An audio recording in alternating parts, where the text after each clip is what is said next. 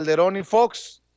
Nada más falta que regrese el chupacabras, pero bueno, el que regresó también, y me refiero al chupacabras, al pelón orejón, a Carlos Salinas de Gortari, Dios nos libre del monstruo, del animal, diría Javier Alatorre que existe. Pero bueno, esa es harina de otro costal. Reapareció Ernesto Zedillo Ponce de León, aquel que ganó la presidencia luego del asesinato de Luis Donaldo Colosio, y salió a darse baños de pureza, a darse golpes en el pecho y hasta por ahí soltar uno que otro consejo. Aquí está cómo reaparece Ernesto Zedillo y además ha sido replicado en las redes sociales. Porque uno no llega al poder público para satisfacer a cualquier costo a la opinión pública. Uno llega al poder público pues para hacer un servicio público y ver por el interés de la ciudadanía en general. Bueno, mire, estas declaraciones, después de lo que leí en la columna del abogado César Gutiérrez Priego, en La Silla Rota, me llevan a pensar que son del nivel de un comandante Borolas, de un Felipe Calderón que niega calderónicamente todas las acusaciones en su contra y que él dice que la guerra contra el narcotráfico fue un servicio a México, que fueron decisiones difíciles que se tuvieron que tomar. Ojo con lo que estoy a punto de leerles y ya vamos a platicar vía telefónica con César Gutiérrez Priego. Escribe en su columna de La Silla Rota: el señor de los cielos que llegó a Los Pinos con Zedillo. Desde 1997 se denunció que los narcotraficantes Amezcua Contreras tenían una relación de amistad y negocios con la familia política de Zedillo. Después de años de estar fuera de los reflectores, el expresidente Ernesto Zedillo Ponce de León reapareció en una conferencia virtual transmitida por el CIDE, el Centro de Investigación y Docencia Económicas, por la terminación del Diplomado de Políticas de Drogas, Salud y Derechos Humanos 2021. Dentro de su participación habló de diversos temas como el fracaso en política de drogas, donde considera que estas deben atenderse a través de la regularización. De hecho, admitió errores en su sexenio. Dice César Gutiérrez Priego: esto me parece correcto. Recordemos que en el lejano febrero de 1997 fue apresado el general de división Jesús Héctor Gutiérrez Rebollo, quien fuera zar antidrogas de México, supuestamente por proteger al narcotraficante Amado Carrillo Fuentes, conocido como el Señor de los Cielos, pero la historia va más allá. Desde ese lejano 1997, mi señor padre denunció que después de realizar una investigación que involucraba a los narcotraficantes Jesús, Luis y Adán, todos de apellido Amezcua Contreras, conocidos internacionalmente por ser líderes del cártel de Colima y ser los reyes de las metanfetaminas a nivel internacional, tenían una relación de amistad y negocios con la familia política de quien era presidente de México en ese momento, Ernesto Zedillo. En específico con su suegro Fernando Velasco Márquez y sus cuñados Fernando y Francisco, ambos de apellidos Velasco Núñez. Fue el mismísimo secretario de la Defensa Nacional, Enrique Cervantes Aguirre, quien ordenó por instrucciones del entonces presidente de México, Zedillo, la detención en contra de quien fuera el zar antidrogas de México, mi finado padre. Ordenaron que fuera internado en el Penal Federal de Readaptación Social número 1 en Almoloya de Juárez, hoy conocido como el Altiplano. En ese lugar tuvimos que librar una guerra por más de 14 años para demostrar la inocencia de quien fuera mi defendido y padre. Para todas las nuevas generaciones que no conocen quién es Ernesto Zedillo Ponce de León, les haré un breve análisis de su sexenio de corrupción y muerte. Para empezar, él era el jefe de campaña del candidato oficial del PRI, Luis Donaldo Colosio, quien fue asesinado en aquel 23 de marzo de 1994 en Lomas Taurinas, donde curiosamente su jefe de campaña, Zedillo, no asistió y terminó siendo el candidato del PRI y posteriormente presidente de México. Llegó al poder y en menos de 3 meses sumió al país en la peor crisis de la historia en el famoso error de diciembre o efecto tequila, conocido así internacionalmente. A la postre se terminó convirtiendo en el rescate económico más grande de la historia con dinero público a intereses privados de unos cuantos beneficiados. Se conoció como el FOBAPROA, el Fondo Bancario de Protección al Ahorro, y que todos los mexicanos seguimos pagando. Incluso las nuevas generaciones que no ubican quién es Zedillo tendrán que pagar por toda su vida dicho rescate, ya que con dinero del Estado mexicano se asumieron y pagaron las deudas de empresarios privados.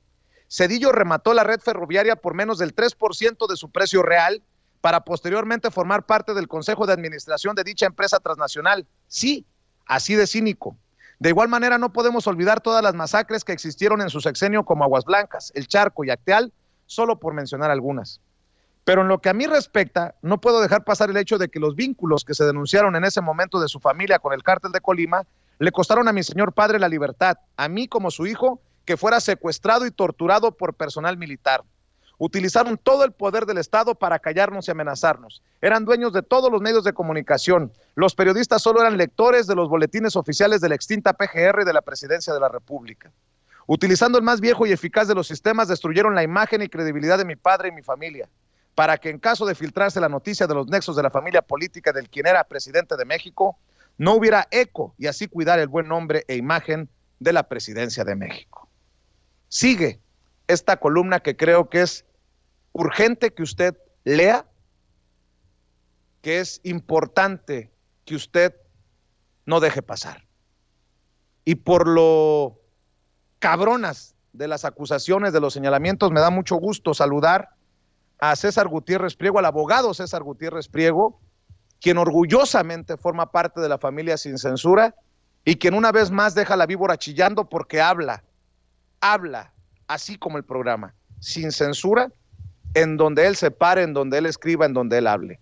César Gutiérrez Priego, te mando un abrazo y siempre mi solidaridad en momentos en que reaparecen los malandros, los impresentables que tanto odia el pueblo de México y que deberían de ser investigados y juzgados, algo que vamos a buscar millones de mexicanos, espero, con la consulta popular para enjuiciar a los expresidentes en agosto. ¿Cómo estás, César?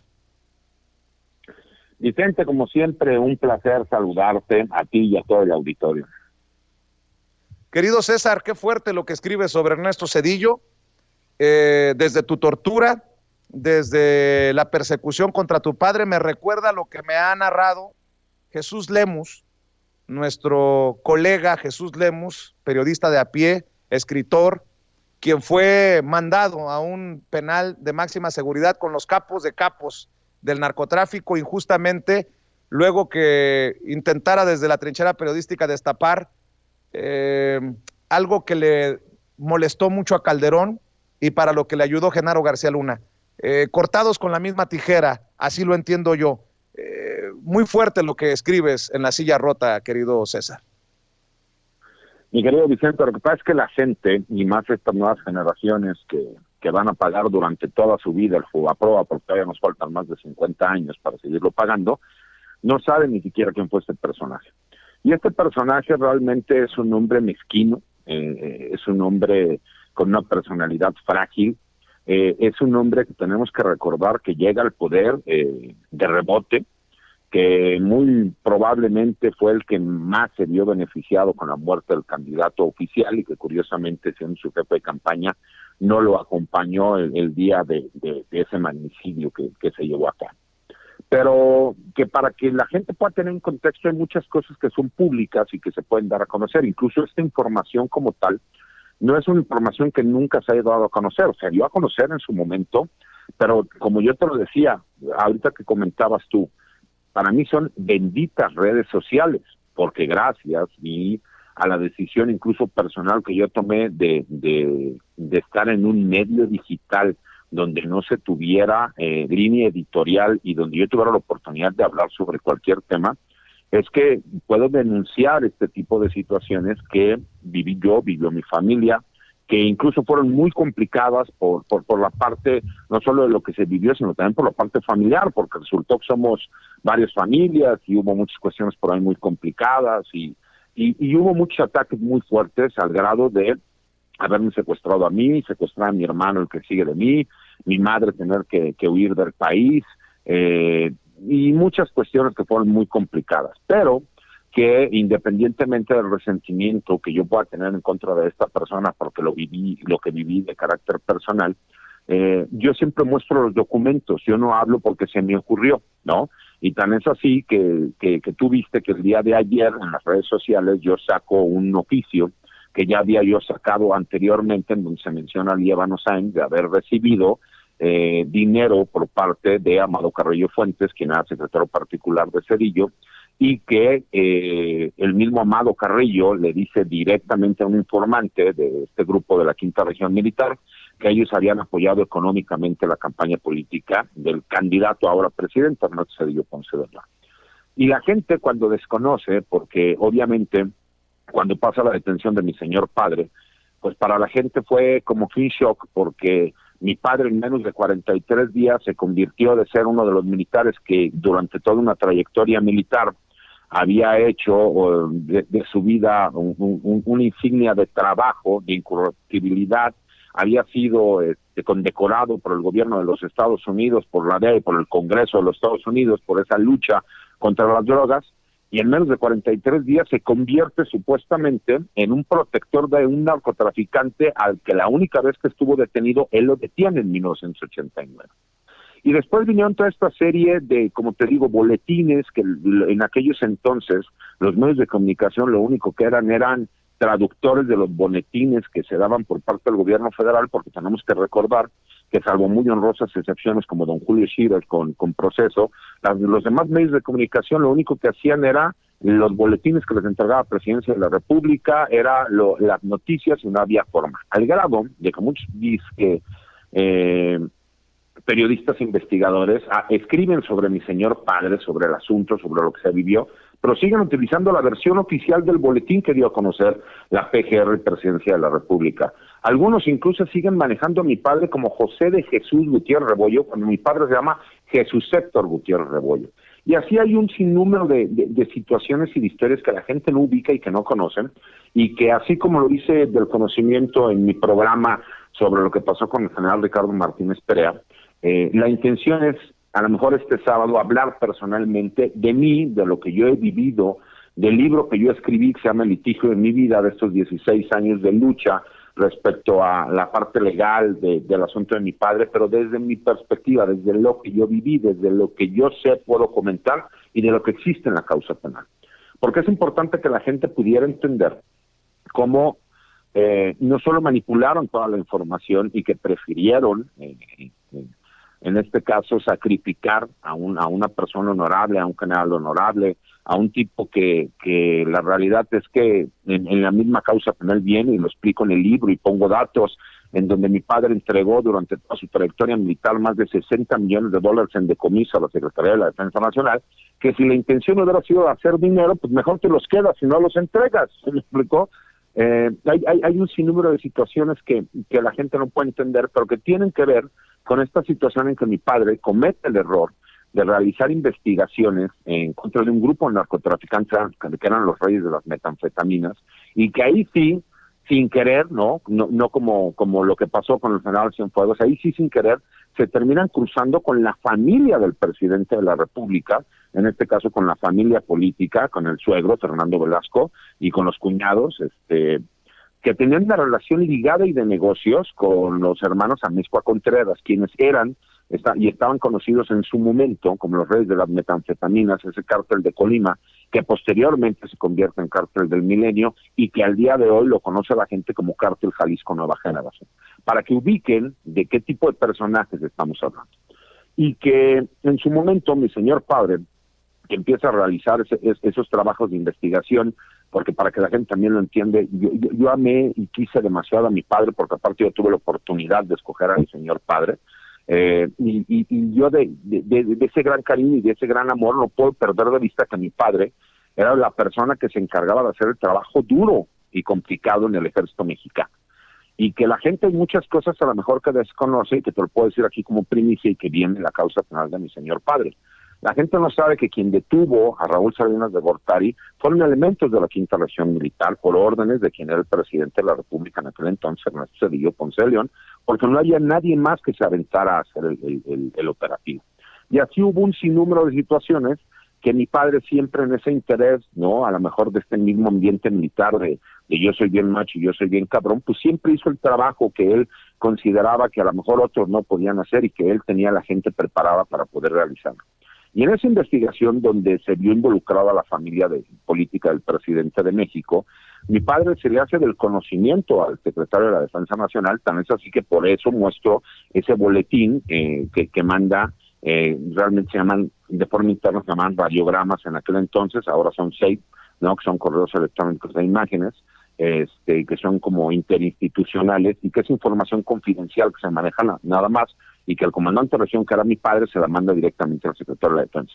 Y así mismo entrega una carpeta con la investigación, donde entrega fotografías, donde entrega grabaciones, y que esas mismas grabaciones, porque obviamente se quedó con copias mi señor padre, fueron exhibidas en un juzgado militar, en un juzgado federal, perdón, y en un juzgado militar, y curiosamente ambas, tanto las del juzgado militar como las del juzgado federal, después de que fueron unas personas del Estado Mayor Presidencial, se perdieron de los juzgados, y entonces se creyó que nosotros no teníamos copias. Y te acuerdas que en alguna ocasión, mi querido Vicente, te dije que si algo me llegaba a pasar a ti y a algunos otros periodistas, yo les haría llegar cierta información. ¿Recuerdas que te hice comentario? Sí, claro. Y te acuerdas que hasta en las redes sociales nos reíamos después porque alguien te dijo, no, bueno, ya te aventó el paquete para, ahí te va la bronca, ¿lo recuerdas?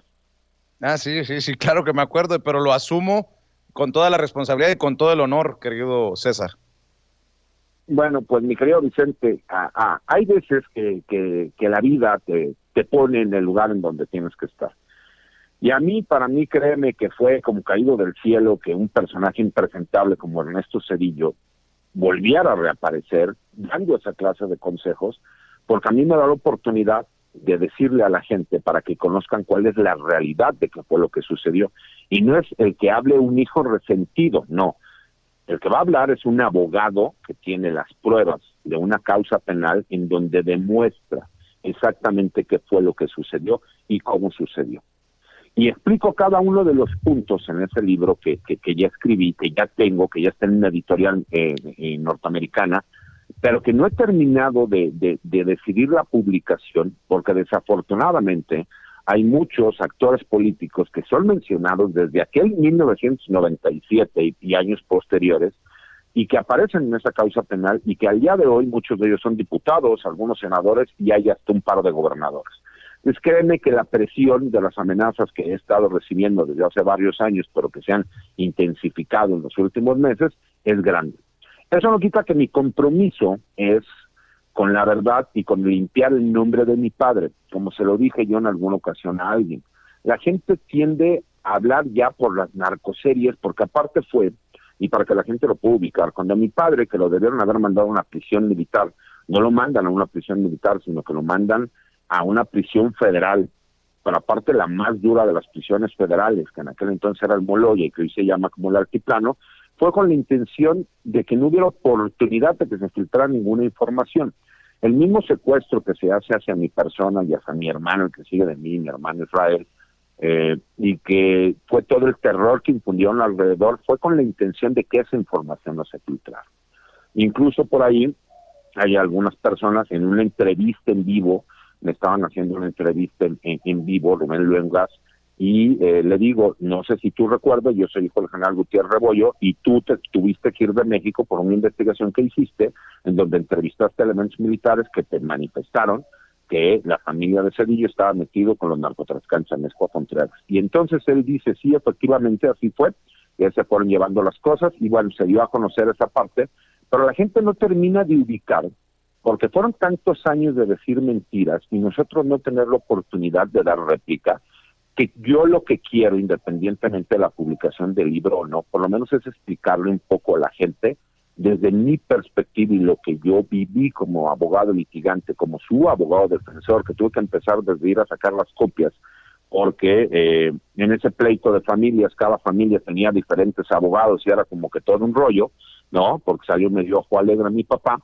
pues nos complicó no solo en la parte emocional, sino con la situación legal, el hecho de que incluso después del secuestro y de las amenazas, pues mi mismo padre era muy sigiloso con la información, y que cuando nosotros fuimos conociendo cada vez más la información que existe en las causas penales, pues obviamente el temor cada vez fue más grande. ¿Por qué? Porque imagínate tú, cuando te enteras que llegan al grado de ir a los juzgados federales a robarse los cassettes que nosotros entregamos, en donde se escucha claramente que está el señor Fernando Velasco Núñez, el ex suegro del expresidente Zedillo, hablando directamente con la dama Amezcua Contreras, y donde le dice que ya habló con su hija, que no se preocupe, que ella le va a arreglar el problema, que ella ya está en antecedentes, que ella ya sabe, y que para muestra le iba a mandar a algunos amigos del Estado Mayor Presidencial para que lo cuidaran. Pues imagínate qué grado llegamos, que el Estado Mayor Presidencial andaba cuidando a los reyes de las metanfetaminas a nivel internacional. Entonces, a ese grado llegaron en aquel sexenio. Esa es la parte de la historia que yo sé, que yo conozco y que aparte tengo las pruebas para poder demostrar. Y que obviamente eso ha calado y ha molestado mucho en diferentes sectores y en diferentes personas. ¿Por qué? Porque ahora tú imagínate todo lo que nosotros tuvimos que vivir en esa famosa cofradía de poder militar que crea Enrique Cervantes Aguirre, que él aparte se convierte en uno de los hombres más poderosos en ese sexenio, y para todos los que hablan de militarización en este país, les quisiera recordar que en el sexenio de Ernesto Zedillo, el secretario de la Defensa Nacional no solo era militar, sino que puso al director de la Policía Judicial Federal, un general, puso al director de la Policía de la Ciudad de México, un general, puso al SAR antidrogas, que era mi padre, un general, al director de la Policía Judicial de la Ciudad de México, un general, al director de la Policía Fiscal del país, un general. Para todos los que ahora hablan de militarización, no saben lo que es realmente la militarización. Y cuando pasa lo de mi señor padre, nosotros vimos durante tantos años el que estuvieran encima de nosotros, y que aparte el presidente de aquel entonces, yo lo tomó como una cuestión personal, fue estar viviendo una brutalidad de que estaban encima de nosotros, al grado de que no solo le decomisaron todos los bienes a mi señor padre, sino incluso aquellos que mi madre había heredado, aquellos que él había pagado por medio del Banco del Ejército y que había sacado por medio de un crédito del Instituto de Seguridad Social de las Fuerzas Armadas. Ellos llegaron y arrasaron con todo. Por eso cuando la gente me pregunta que si no hay una fotografía mía de mi niñez o de mi juventud, pues obviamente no existe, porque ellos se quedaron con todo, se metieron a todas las casas. Ahí fue donde detuvieron a mi hermano, donde se lo llevaron secuestrado, a mí donde me tienen y me llevan secuestrado, obviamente se quedan con todo lo que había en el departamento. Y así pasó en todos lados, ¿no? Y por lo menos la parte de lo que yo viví, de lo que yo puedo demostrar, es lo que existe en documentos oficiales, lo que existe en una causa penal, y ahí se demuestra que la familia política de quien era presidente de México tenía una relación de negocios ligada con quien eran los reyes de las metanfetaminas, y que años después de que se acaba su sexenio, son detenidos a petición del gobierno de los Estados Unidos e incluso extraditados. Entonces, ¿qué es lo que te demuestra? Que sí había intereses mezquinos, y que en ese grupo de poder de la misma Secretaría de la Defensa, imagínate, tener que vivir que a mí cuando me detienen por medio de, el personal que me detiene es el personal del GAFE, y quien era el comandante del GAFE en aquel entonces coronel y que posteriormente se convirtió en general, era el general Espitia, que después todo mundo podrá saber que pues estuvo acusado por el operativo conjunto Chihuahua, con más de 60 quejas en la Comisión Nacional de los Derechos Humanos, acusado de secuestro, de desaparición forzada y de todo lo demás. Felipe de Jesús Espitia, que me explicó, u otro de los generales que también estaba ahí, que era el director del Centro Nacional de Inteligencia, que después fue, en aquel entonces era el CIAN, después se convirtió en el GAIN y después el GIAN, ahí es al que se les peló Ovidio Guzmán. Imagínate esta persona que a nosotros nos toca, me toca que después se conviertan en generales de división, y que ellos, siendo generales de división, podían ser secretario de la Defensa Nacional, y que estaban en ese mismo grupo de poder, ¿no? Imagínate un Tomás Ángeles de Aguajare, que era el secretario particular de Enrique Cervantes Aguirre, y que a mí, después de que me torturan, él va y me da un mensaje y me dice que si mi madre y mi medio hermana Teresita no se callan, nos van a desaparecer a todos, y en ese momento ordena que me vuelvan a torturar. Y todos sabemos qué pasó con Tomás Ángeles de Aguajare después. ¿Y qué pasa cuando termina ese sexenio? Llega un secretario de la Defensa y lo protege. Para que la gente pueda entender, en México, cuando quieren proteger a un militar, no pasa nada. Ya lo vimos con el general Salvador Cienfuegos. Pero si te quieren perjudicar, te avientan todo el peso de la ley. Yo le preguntaría a la gente y a los que saben de política, ¿por qué terminó siendo Procurador General de la República Rafael Macedo de la Concha cuando termine el sexenio de Ernesto Zedillo y inicia el de Vicente Fox? Para los que saben te lo dirán, porque hubo un pacto entre el mismo Zedillo y Vicente Fox, porque el verdadero candidato de Zedillo pues no era el candidato del PRI, fue Vicente Fox, y ahí fue esa transición de poder que ahora nosotros conocemos como el PRIAN, ¿no? Donde el PRI le termina cediendo el poder al PAN, pero porque era parte de la gente que ellos querían. Entonces, cuando la gente no ubica por qué se les llama PRIAN, que entiendan que viene desde ahí. Y esta persona llega con ciertos intereses, y dentro de esos intereses era, sigue rompiendo la madre a Rebollo, y otro de esos intereses, ¿cuál fue? Pues todos lo vimos, inventar el famoso desafuero en contra de quien ahora es presidente de la República, porque ellos sabían que iba a ganar las elecciones, que iba a ir contra Calderón. Y todos conocemos la historia posterior de lo que pasó, que se declara una famosa guerra contra el narco. ¿Para qué? Para tratar de justificar el hecho de que una persona que había perdido las elecciones llegó al país. Entonces, creo que fue un poquito el que la gente conociera. Y esto es nada más una puntita de todo lo que hay. Imagínate lo que yo tengo, son más de 2,000 tomos de 4 causas penales distintas. Y que ahí viene narrado y explicado absolutamente todo con documentos y con pruebas. Y que no tienes ni idea de las cosas que llegaban a hacer y que llegaban a inventar. Y que incluso se torturó no solo a mí, sino personal militar para que declarara en contra de mi señor padre.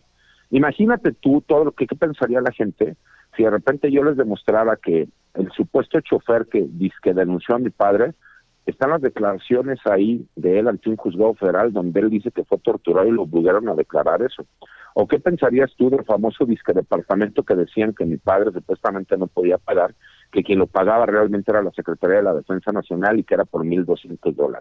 ¿Te imaginas cómo le tirarías toda esta historia que ahora han utilizado incluso en todas las narcoseries que vemos por ahí, y que lo que terminas demostrando es que realmente el narcotráfico llegó a Los Pinos al grado de que cuando nos detienen y nos torturan, nos están diciendo que nos sentíamos muy chingones pensando que íbamos a detener al patrón? Entonces es un poco todo eso, mi querido Vicente, que a veces las emociones me ganan. Te agradezco el que me des este espacio, pero que quisiera yo también que la gente lo supiera y compartirlo, porque lo más importante en esta vida es decir la verdad siempre, le pese a quien le pese y le molesta a quien le molesta. César, no sé si has dimensionado lo que le estás aportando al debate público, a la sociedad mexicana con todo lo que estás destapando. Y te lo digo porque ya me contarás cómo te sientes que reaparezca Ernesto Zedillo y quiera dar clases de moral. Ya me contarás lo que piensas cuando un Líbano Sáenz es un férreo crítico de este gobierno como si él fuera una blanca palomita. También hay que decirlo, me sorprende lo de Tomás Ángeles de Aguajare, porque en su momento también fue pintado, y a lo mejor ahí también nosotros, cuando le dimos vuelo a las opiniones sobre Felipe Calderón y la información que destapó, lo hemos hecho ver como un cuasi héroe, pero se viene la consulta popular para enjuiciar a los expresidentes, y la gente no tenía muchos de estos datos que tú estás dando a conocer, César. Por eso te digo, no sé si has dimensionado lo que estás contribuyendo solo con hablar con la verdad. No, mi querido Vicente, por supuesto que lo he dimensionado, porque me he dado cuenta que nada más de que saqué el correo, el tweet, y escribí la columna, que no tiene ni 48 horas, he recibido más amenazas de las que te puedas imaginar, ¿no? Pero como yo siempre he sido una persona que, y lo digo muy claro, yo soy responsable de lo que hago y de lo que digo. Y siempre he dicho que los buenos no tenemos por qué escondernos. Y que si durante tantos años siempre me han amenazado, y que incluso he tenido un par de atentados por ahí que en teoría han sido asaltos, pero que tengo algunas balas dentro de mi cuerpo, pues la verdad es que no tengo por qué espantarme ahora, porque yo soy muy creyente en Dios y sé que lo que tenga que hacer, tiene que ser. Pero creo que sí es importante que la gente sepa y que dejemos de andar nosotros por miedos de carácter personal, callando lo que conocemos de estos bandidos cabrones que aparte se han dividido los tiempos para robar al país de una forma impresionante. Así como en la Secretaría de la Defensa Nacional, ellos lo que hacían nada más era turnarse los puestos en el poder, y que a nosotros nos tocó vivir durante tantos sexenios todos esos pinches excesos. Y perdón que ahora he sido un poco más mal hablado de lo que normalmente soy, pero sí me molesta, porque luego la gente no ubica, no dimensiona. Para mí el hecho de que el presidente de la República haya roto con esa cofradía de poder fue lo mejor que pudo haber pasado en la vida, porque rompió con todos esos descendientes de esa cofradía que venía desde Enrique Cervantes Aguirre y que parecía que por consigna iban a hacer todo lo que les pedía este señor. ¿Sí me explicó? Entonces, pues imagínate, para mí, si no vino a ser algo trascendental e importante. Y así como yo veo los cambios que están pasando en el país, también lo siento como una obligación dar a conocer lo que pasó con mi señor padre, el limpiar el apellido de mi familia y ser muy claros porque, como te lo dije, yo tuve la oportunidad de escoger a mi padre y para mí fue un gran hombre. Sé que era un militar y sé que también en su trabajo era duro, ¿no? Y era de las personas que decía, a mí me toca ser un soldado y yo me la cobro el 20 por uno, ¿no? Pero en otros tiempos no voy a tapar el sol con un dedo, pero para mí, como él siempre lo dijo, si me querían meter a la cárcel, me hubieran podido meter a la cárcel, nada más con la verdad, no tenían por qué inventarme, dice, y aparte como burla, con un narcotraficante con el cual yo tenía un pleito de carácter personal porque yo lo había detenido y cuando lo detuvimos en los muchachos del grupo de información, pues lo torturaron, esa es la verdad, para sacarle la información. Entonces imagínate para mí el que se haya puesto de apechito este individuo, pues obviamente para mí fue como una de esas oportunidades que no podía desaprovechar porque creo, y llegó el momento no solo de eso, sino de jugármela por completo, y el sábado que tendré el programa aquí en Sin Censura de 3 a 4 de la tarde, voy a hablar de lo que escribo en el libro, a lo mejor no entraré en tantos pormenores, pero sí voy a explicar toda esa parte que yo como su hijo viví, y que explico en cuanto a la causa penal de mi señor padre, y cómo desmiento punto por punto el famoso boletín que utilizó la PGR, la extinta PGR, para imputar a mi señor padre, y cómo legalmente todo eso se vino abajo, y que la gente realmente conozca y sepa, porque desafortunadamente, tú lo acabas de decir ahorita, parecería que están desenterrando a todas las momias millennials, ¿no?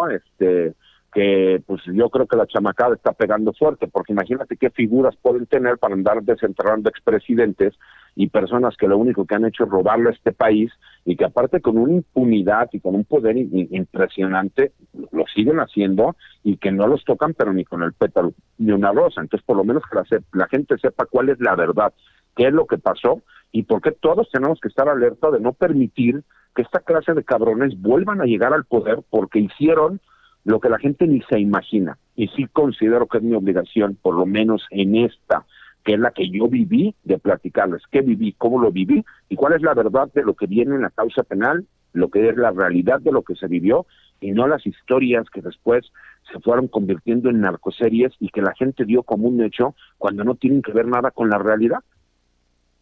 Yo les pido, por favor, encarecidamente, que nos apoyen en Sin Censura, pero sobre todo que no se pierda este sábado, de 3 a 4 de la tarde, el programa que conduce, el espacio que conduce César Gutiérrez Priego, a quien hoy sobre todo le agradezco la confianza, el habernos conferido el honor de tenerlo en las filas como miembro de esta familia Sin Censura conduciendo un espacio.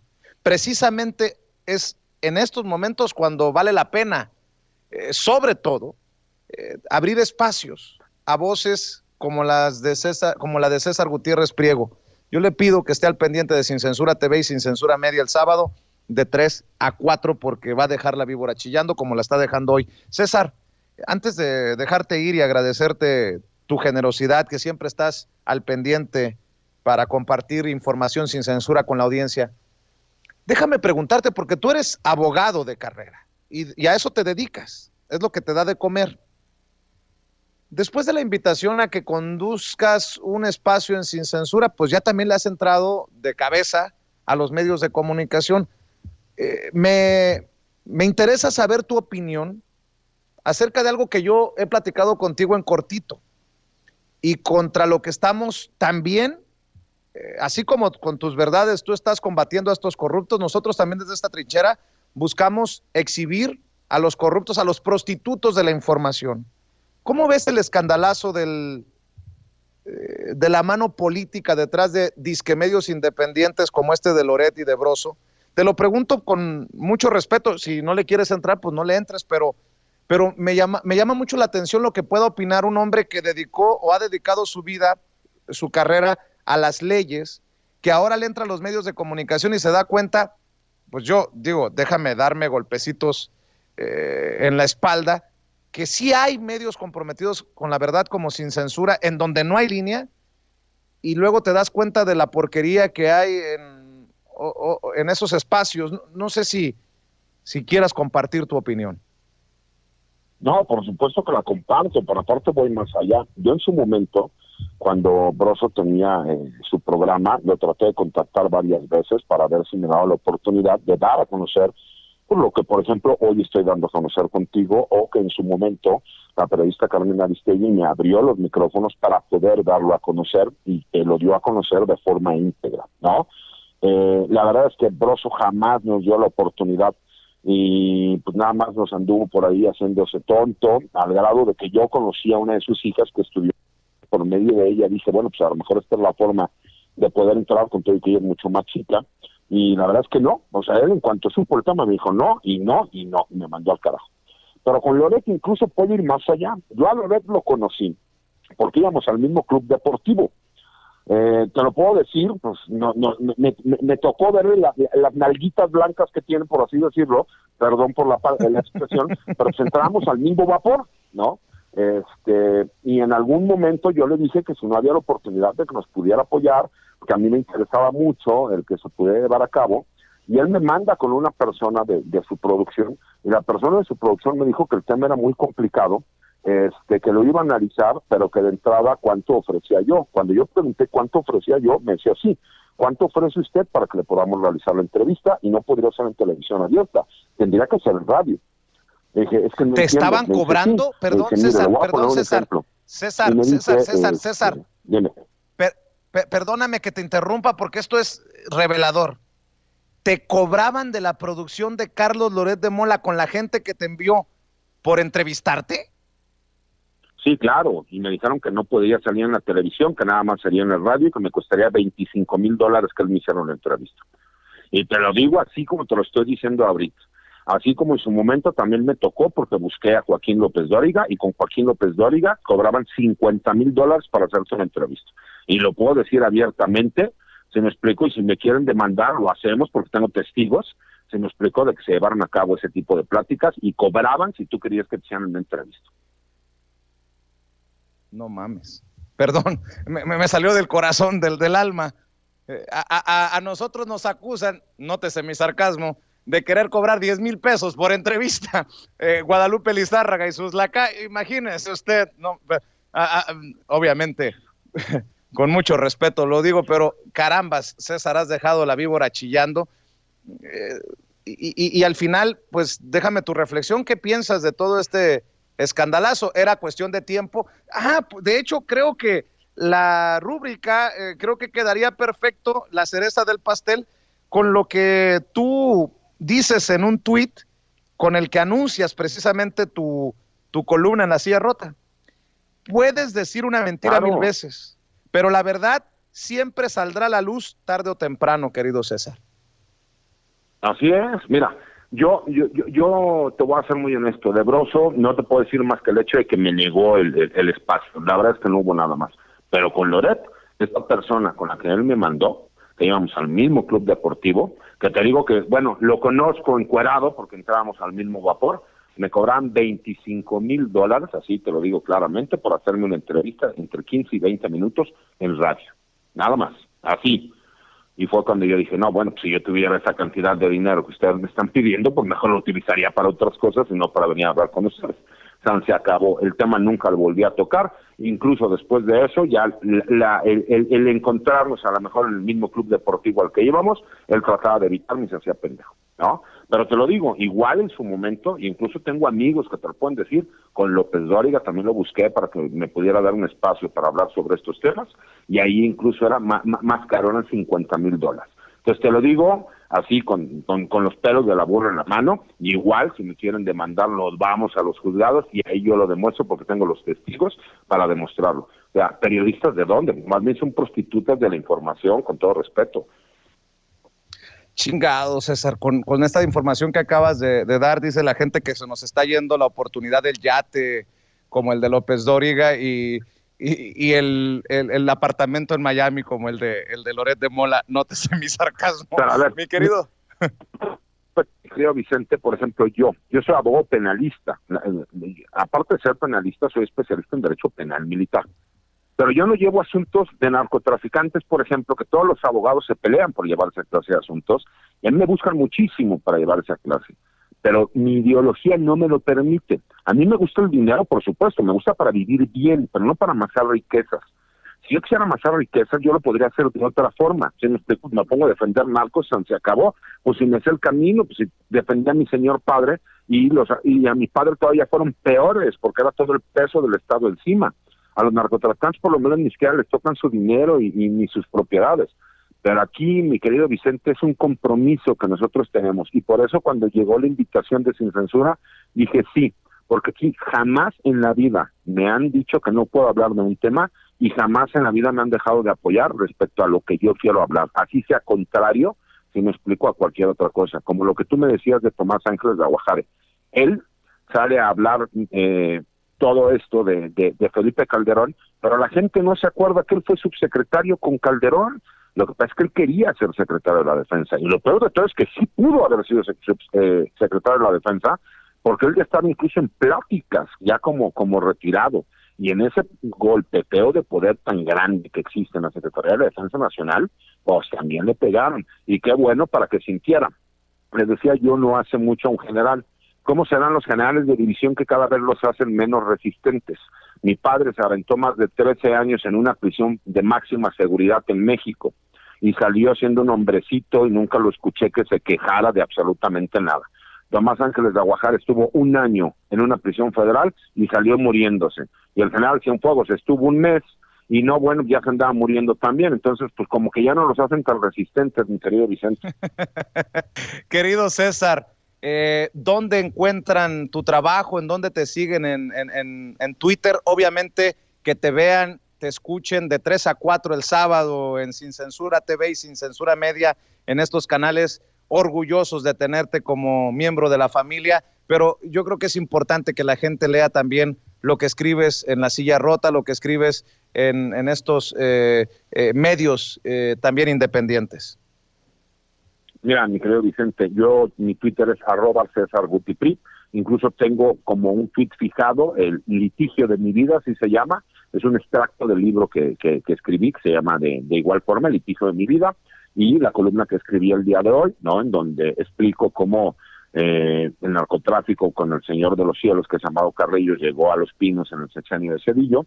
Escribo en el blog de Información Militar y Seguridad Nacional Campo Marte, tengo las páginas de la Fundación Canal Jesús Gutiérrez Rebollo, y obviamente los invito a que nos vean de 3 a 4 de la tarde en Sin Censura Presenta, donde voy a hablar exactamente del libro que escribí, voy a hablar del caso de mi señor padre y voy a hablar de en lo que yo viví de forma personal en cuanto al sexenio de Ernesto Zedillo y lo que existe en las causas penales de mi señor padre en el macroproceso, para que la gente también ubique, y en las causas de 2 oficiales más que fueron procesados junto con mi señor padre, y voy a desmentir todas las mentiras que durante años dijeron, y que ahora sí que se agarren Netflix, que se agarren todas esas películas, porque en una de esas los andamos demandando por difamación, mi querido Vicente.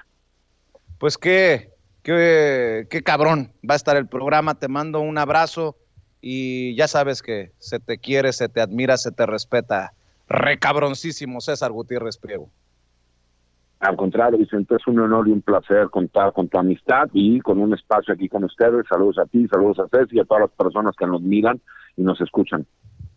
Gracias, es César Gutiérrez Priego, el abogado César Gutiérrez Priego, hablando con nosotros sin censura, miembro de esta familia. Antes de ir con Lor Molécula, con Carlos Pozos, quien además es tendencia, le quiero preguntar, ¿qué hizo que es tendencia el día de hoy? Por cierto, ya muchos están diciendo, fíjese cómo quieren ridiculizar a los independientes, que Álvaro Delgado fue a hacer una Lor Molécula. No, ya voy a platicar con Carlos Pozos, pero antes déjame preguntarle a Toño Ruiz, ¿qué piensa de la información bomba que nos acaba de soltar César Gutiérrez Priego, no solamente para exhibir a Zedillo, a su familia, a sus cercanos colaboradores, sino le cobraban $25,000, Loret, por entrevistarlo, y $50,000 López Dóriga? Esto es inaudito, Toño, está cabrón lo que nos ha revelado César Gutiérrez Priego. Sí, Vicente, imagínate tú, Yo creo que Carlos Loret de Mola debe ubicar perfectamente a César Gutiérrez Priego si ambos van al mismo club deportivo, si ambos se han visto las nalgas, con todo respeto lo digo para ambos, ¿no? Porque pues los dos se ven ahí en los lockers, etcétera. Imagínate tú, César Gutiérrez Priego hace contacto con Carlos Loret de Mola, y le dice, oye, me gustaría hacer algún tipo de planteamientos en tu programa debido a casos que tengo yo en mi despacho que son de muy alto nivel. Loret de Mola lo manda con una chichincle y el achichincle le dice a César Gutiérrez Priego que sí le pueden dar una entrevista, pero que cuánto ofrece para la entrevista. Y César Gutiérrez Priego se queda así de ¿qué? Con el ojo cuadrado. Y luego dice, bueno, le podemos dar una entrevista a partir de $25,000. Bueno, ¿qué chingados tiene $25,000? Y ¿sabes qué? Sí quiero plantearlo aquí en Sin Censura una y otra vez. Muchas veces la gente se acerca a nosotros en la calle o nos contacta vía redes sociales y nos pide ayuda para tratar algún caso, algún tipo de denuncia. Y me ha pasado varias veces que sí me dicen, oye, Toño, ¿y cuánto nos vas a cobrar por eso? Y digo, pues nada, absolutamente nada. Y se lo decimos aquí en Sin Censura, no permita que alguien en el periodismo, en los medios de comunicación le cobre por una entrevista, eso no puede ser. Es algo completamente, no solo antiético, debe ser incluso ilegal. Y eso sí es un chayote, no se puede cobrar por una entrevista. Vamos, esto es verdaderamente ilegal, inmoral, antiético, eso no se puede hacer. Cuando a mí me lo dicen, me ofenden muchísimo, muchísimo, muchísimo. Y creo que pues esto tenemos que seguirlo planteando, porque Vicente, insisto con eso, lo enterraron en los medios de comunicación tradicionales. Lo que hoy se da a conocer en la conferencia de prensa mañanera que dimos a conocer aquí en Sin Censura, que da a conocer Álvaro Delgado en sinembargo.mx, está enterrado en los medios de comunicación tradicionales. Tenemos a un Loret de Mola muy sensible respondiendo, casi con la lagrimita saliéndosela al estilo Candy Candy, pero de ahí en fuera nadie está hablando sobre esto y nosotros tenemos que llevarlo hasta las últimas consecuencias.